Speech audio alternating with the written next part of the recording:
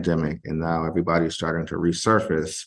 And you see that there's this, again, interest in research. And so we appreciate the students for their interest. We also appreciate the faculty and the administration for making sure that students are able to get these experiences.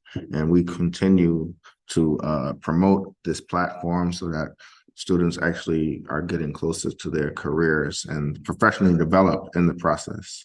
So we'd like to thank all the guests that are here. And we also would like to thank the speaker for giving his time. If you didn't get a chance, the speaker made a nice bio video that you can find on YouTube. And we'll probably make sure that if you haven't seen it, that you have access to that link. We'll put that in the chat. So without further ado, I would like to introduce Vjaughn Ingram, who will present neuroscience research and business, bridging paths at an HBCU. Sounds like such an interesting topic. And before we even get started, I'd like to bring Vjaughn here so that he can actually tell us a little bit about himself. So, Vjaughn, how you doing? I'm good. Very well. How are you? I'm doing well, awesome. Excuse me? Yep, come on in. Come on in. I'm doing well also, and it seems like we have some more students here, which is great. So in order to see what's going on, you're gonna need to log in to Teams. And if you are not connected already, we're gonna get you straight at the end, but you can see in my screen, so we don't want to slow his process up. But we have more people. Dr. Geddes, can you hear me?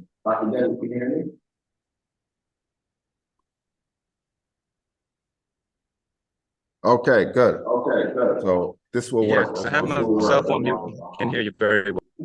All right. So, like I was saying, without further ado, we have the speaker, Mr. Vjaughn Ingram, who has come to us from the Bahamas. And I had a chance to learn a little bit about him, but I will give him maybe 3 to 5 minutes to just give us a brief background about who he is and what he plans on doing today for the first Research in Progress for VPAL.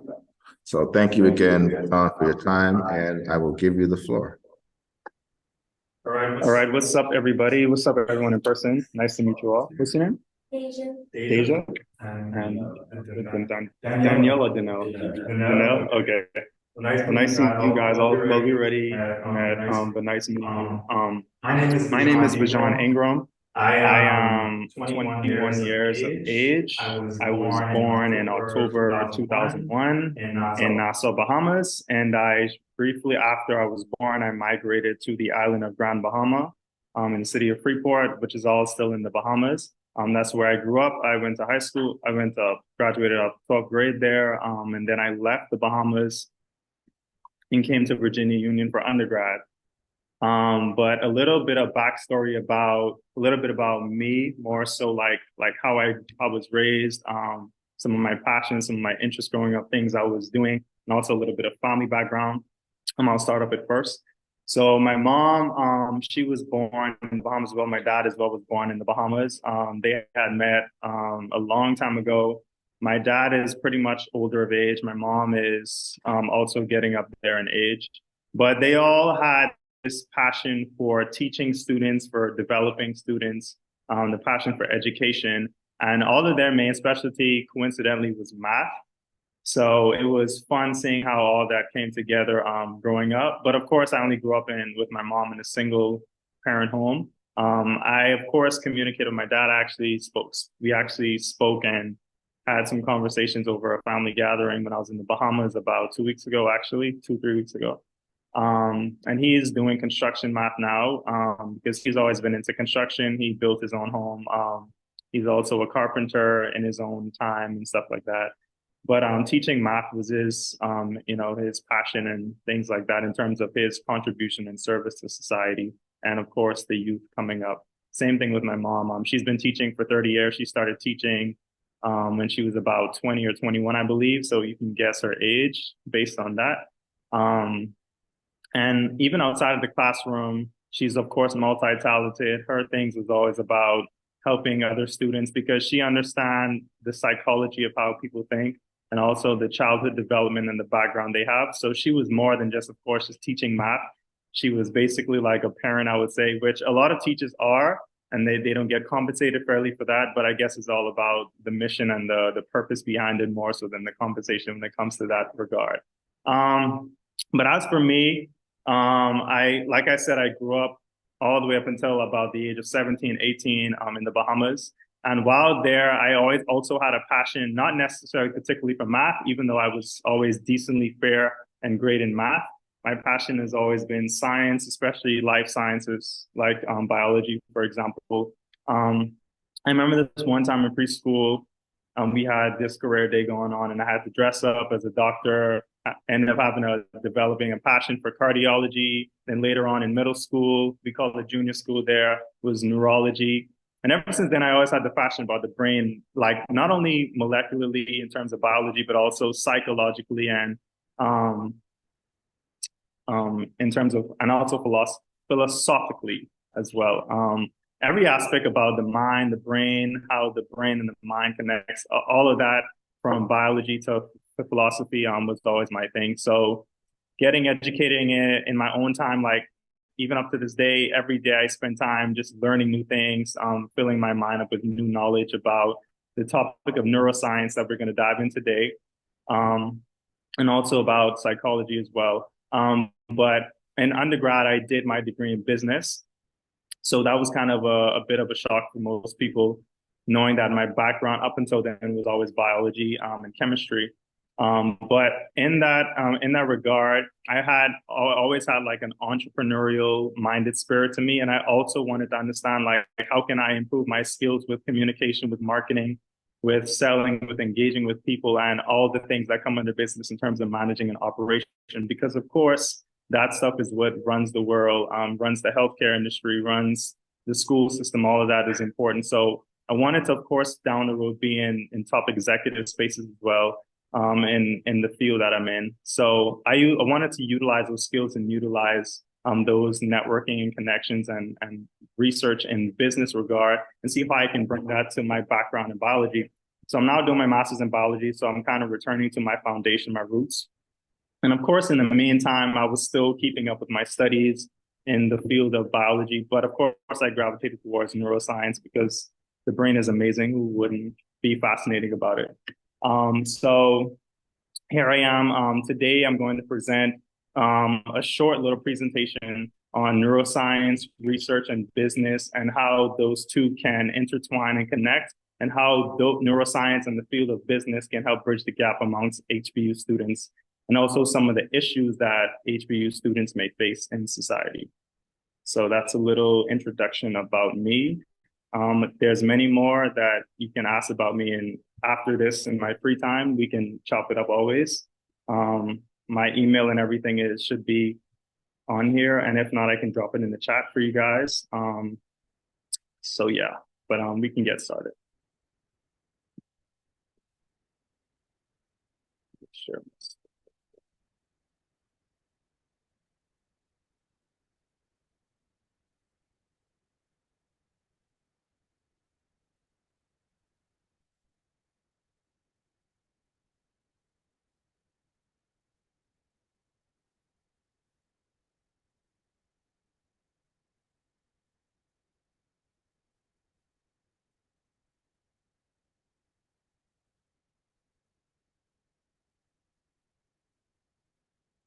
Can you guys see the screen?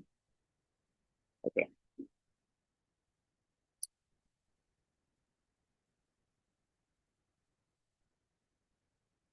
So my topic, as I mentioned earlier, will be neuroscience research and business and bridging the gap between HBU students. And I've been granted this opportunity, of course, to Dr. Vernon Ruffin and his Ruffin Neuro Lab and Virginia Union and the VPAL initiative.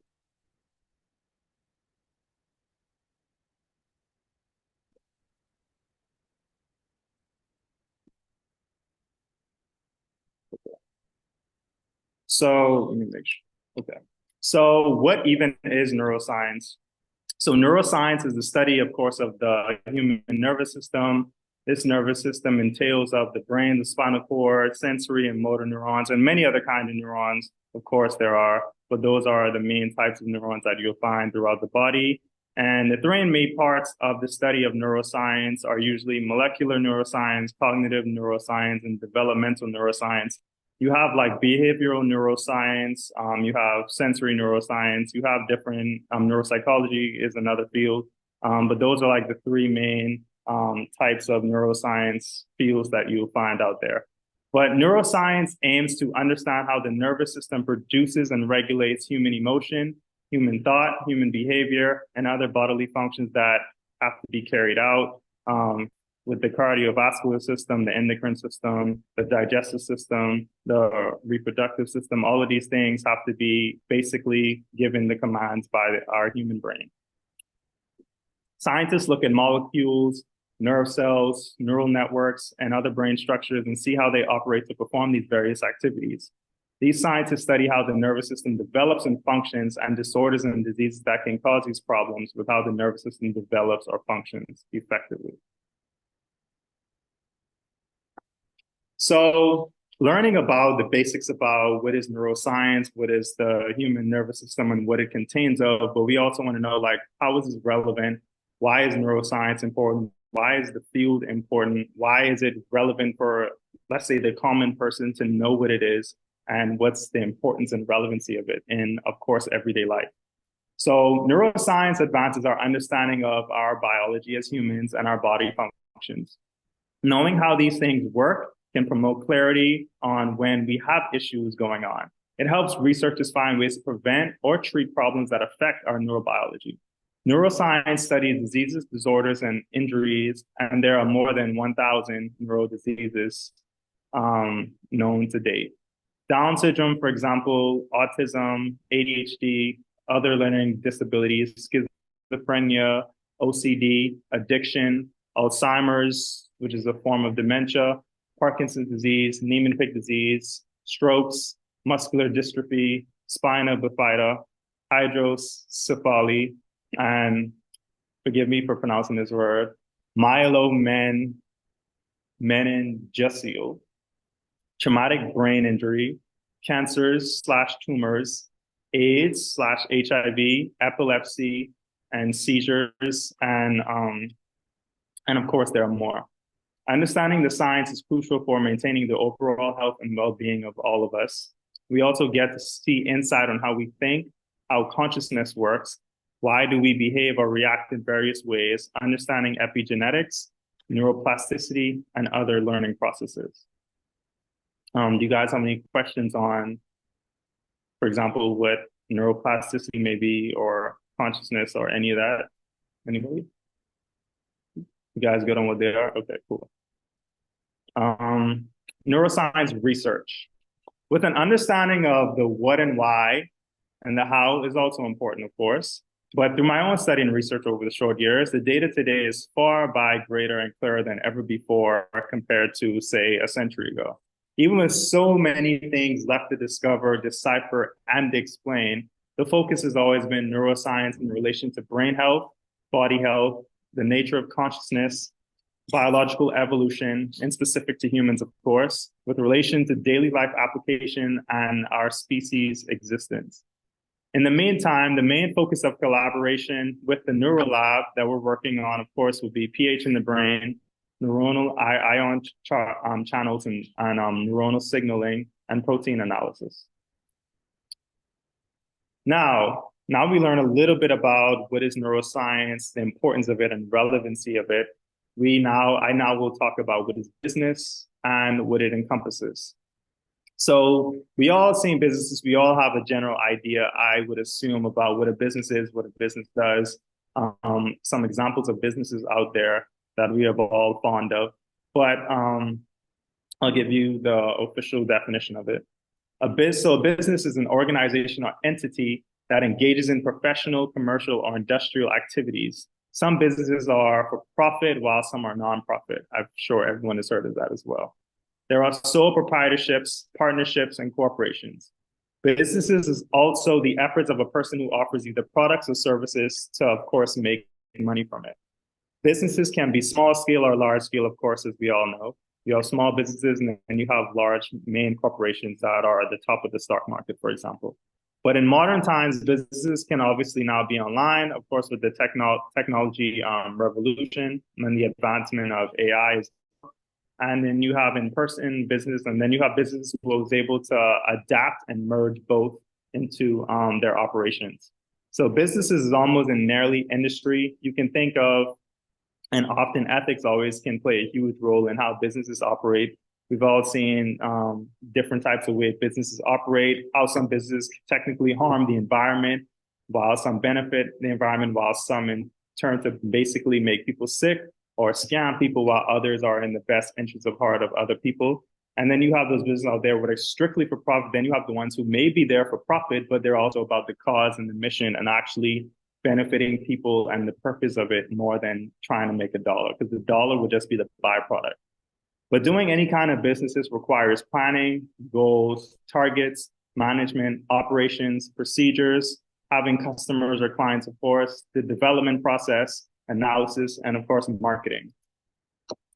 So what are the benefits and uses of the understanding of business? Understanding business, of course, is extremely useful because in general, it's beneficial in myriad ways to know. You get negotiation and communication skills. You understand how marketing works. You understand how presentations work. You understand financial literacy, how the banking system works. You gain or you cultivate your entrepreneurial skills and your ambitious mindset. You learn about economics in terms of how the economy works, how government agencies work, and how the world operates in general in terms of society, because it's all like a system. We all contribute to the system in various ways.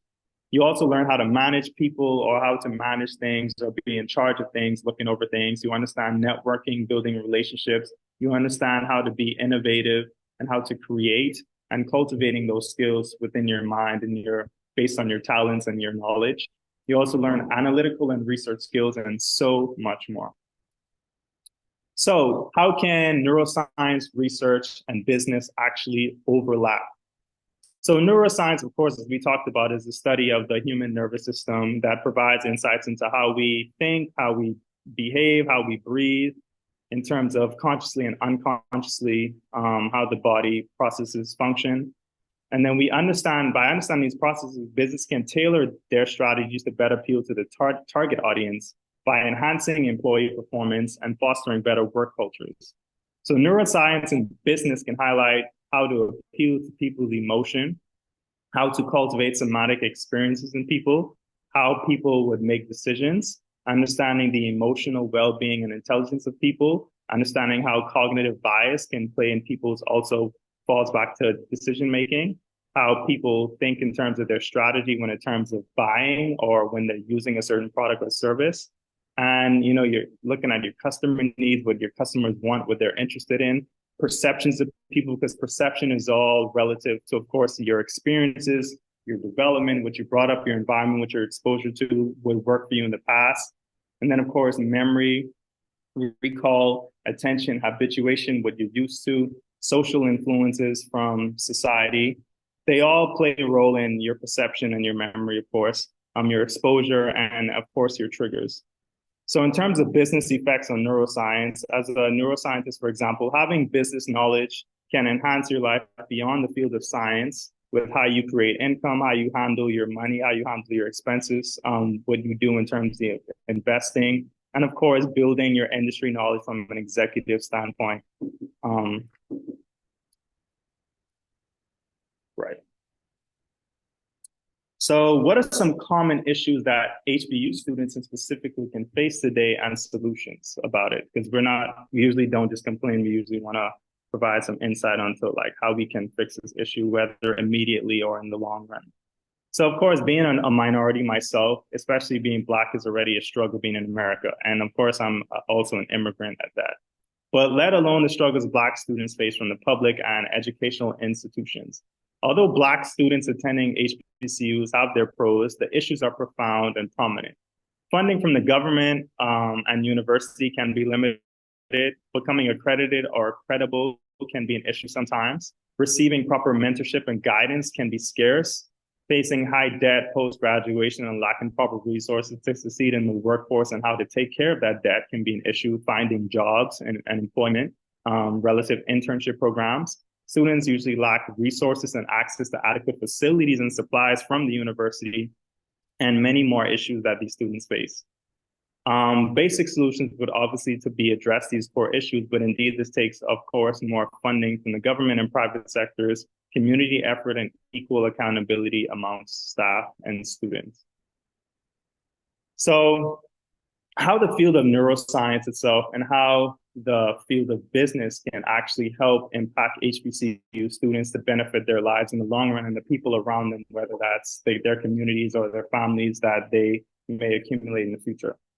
So Black people, based on statistics, makes up roughly 2% of STEM doctor degrees and make up about 5% of academia in top universities based on statistics on the Journal of College Science Teaching. Undergrad research, for example, especially in HBCUs, is very uncommon, and many Black students usually pump the brakes after receiving a bachelor's degree. Many of us wouldn't decide to get a PhD, for example, or get a MD, or even get a master's on many occasions. So neuroscience, being a fairly newer STEM field and is far more dominated by white counterparts, leaves minuscule numbers of Black scientists, especially in the field of neuroscience. Offering opportunities for HBCU students in neuro in and out of the classroom and teaching, the benefits of this field will have more impact on outcomes of minority representation in neuroscience. Not only will students gain the knowledge about the brain, the nervous system, and all of the other processes that entail in neuroscience, but also the skills like research, collaboration, communication, and terminology, and also problem-solving skills as we would gain from like math, for example. But business, on the other hand, is also underrepresented in HBCUs and the Black community, even at large. About what is terminology? So terminology is basically, I would say, words that are used that are usually nomenclature, like basically like words that may be too complex that you may understand. So, for example, what is a great terminology? Like, for example, neuroplasticity is, I guess, a good term in neuroscience that many people in general public may not know. So students will be able to learn more complex words, scientific terms that usually people who are quote unquote called smarter would know, even though that's not the case. It's just about learning and foundation. And there's one more question. Is psychology the type of neuroscience?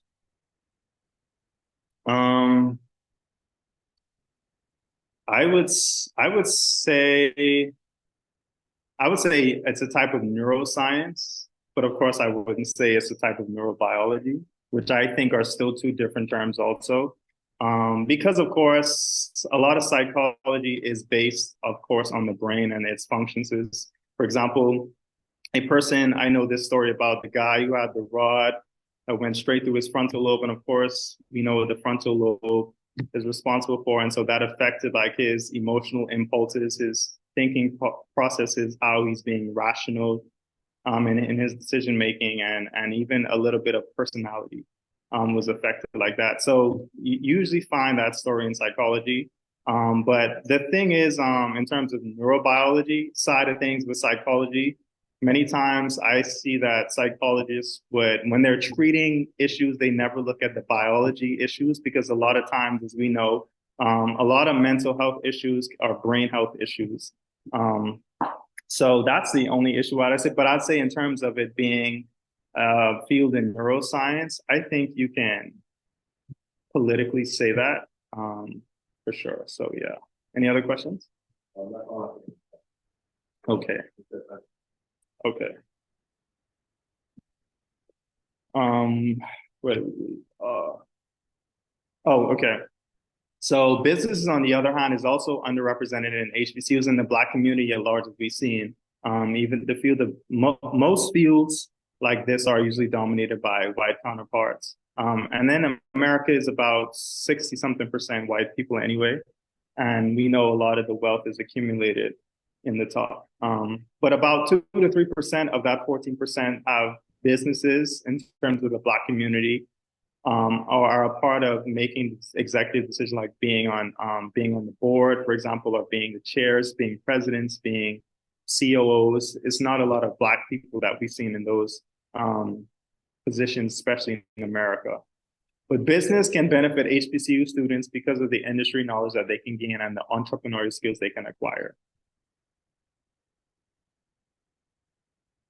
All right. You have a question? Oh.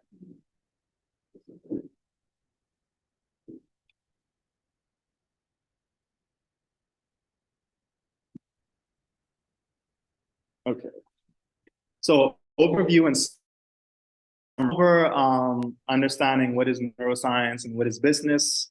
And we know like why it is important to understand what neuroscience is and how neuroscience knowledge can benefit our lives. And also how businesses can benefit our lives. Even if you're not a business owner, you can still have some type of entrepreneurial skills in life, or at least the industry knowledge to know like what people are doing around you, because a lot of times the people like to gatekeep and keep the knowledge away from you, so you never can basically level up yourself in life, even if it's just leveling up your knowledge about things and awareness. Also, how does neuroscience and business overlap and connect? We went over, and also how HBCU students and Black people can thrive in society. And then these are some sources where I got the basics about the definition of neuroscience and why is it important, and also about some business reasons for why that's important as well. But that's the end of my presentation about neuro and business overlap.